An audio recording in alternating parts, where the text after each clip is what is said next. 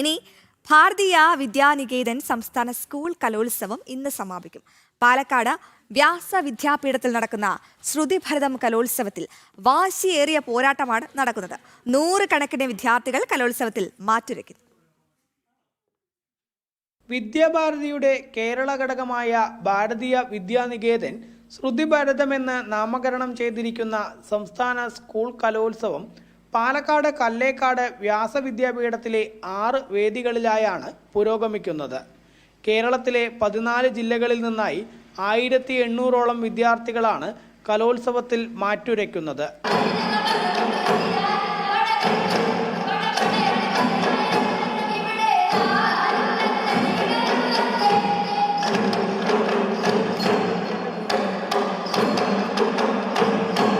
ജില്ലയിൽ എല്ലാ ടീമും മത്സരിച്ച് ജില്ലയിൽ നിന്ന് ഫസ്റ്റ് കിട്ടിയ കുട്ടികൾ മാത്രമാണ് ഇവിടെ വരുന്നത്.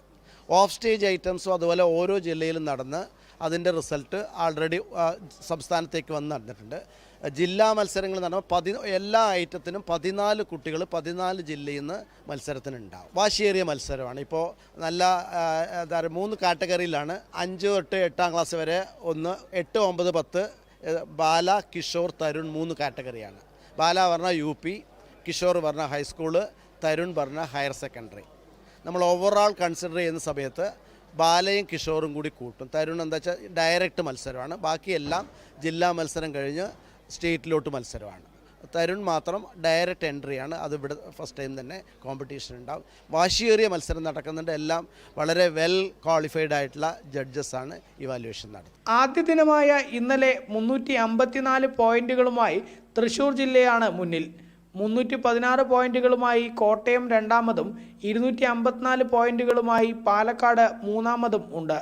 സ്കൂൾ അടിസ്ഥാനത്തിൽ 192 പോയിന്റുകളുമായി പാലക്കാട് കല്ലേക്കാട് വ്യാസവിദ്യാപീഠമാണ് ഒന്നാമത്.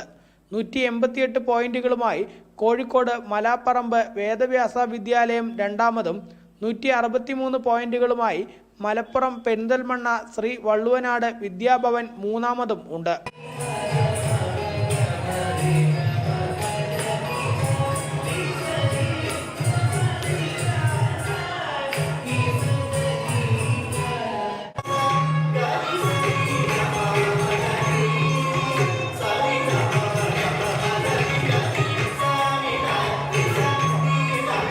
രണ്ട് ദിവസം നീണ്ടു നിൽക്കുന്ന കലാമേള ഇന്ന് വൈകിട്ടോടെ സമാപിക്കും.